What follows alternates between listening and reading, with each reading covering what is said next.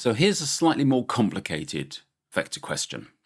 We're first asked to find the green vector here, and then we're asked to find this vector here, AZ. So let's now, using the information we're given, put more onto our diagram. Remember, if you do alter an exam diagram, do it in pencil, or certainly something that you're able to rub out in case you mark it wrongly. If you start marking it wrongly, it becomes a complete mess. So I've popped on here the fact that they've given us that OA is 4A, pointing in this direction, and the OB, this vector here, is 4B. Now we've got to start dealing with all the evidence they've given us. OAD, BA, they're all straight lines. Okay, we'll accept that. So there are no angles between any of the lines we're given. Now, AD is 2 times OA.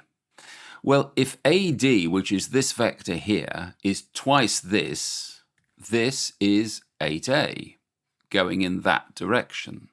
And now it's telling us that the ratio of BZ to ZD is 1 to 3. Well, again, with these ratios, this is a total of 4. So BZ is a quarter of the total distance from B to D, and this is 3/4. So I'll just put those on the diagram to help us when we start working out vector equations of all the various lines. Okay, the first thing they want us to do is do the journey from B to D. So we've got to try to do the journey from B to D along lines we know. Well, we know that line, it's just negative 4B.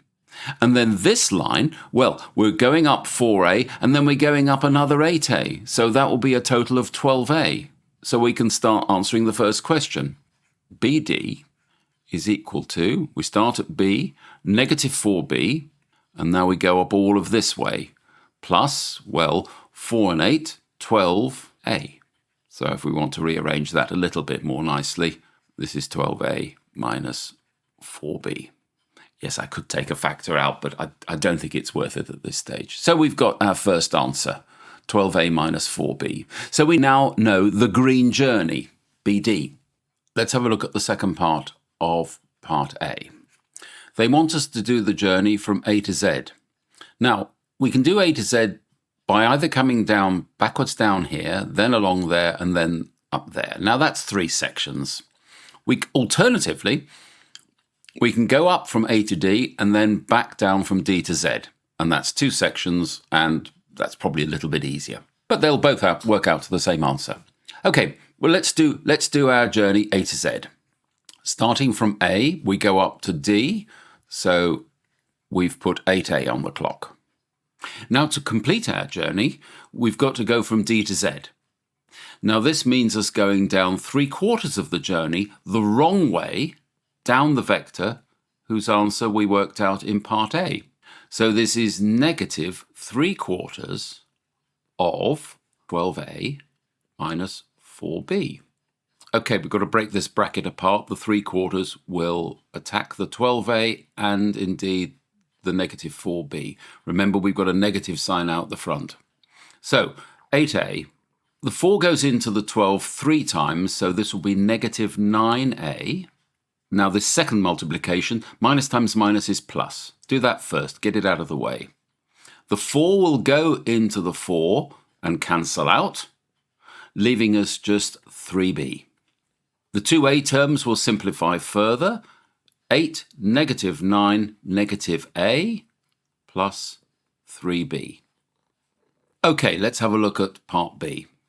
They're asking us to prove that AZY, this line here, is a straight line. Now we can see they're connected. So to prove it's a straight line, we need to prove that the AZ section and the ZY section are both of the same gradient. Now, in vector terms, what that means is that the vector equation for the journey ZY should be a multiple of the vector journey AZ. This is our vector journey AZ. So if we can prove that the journey from Z to Y is a multiple of negative A plus 3B, we're home and dry. We can say it's a straight line. Now, the extra information they've given us is that by is equated to 8b.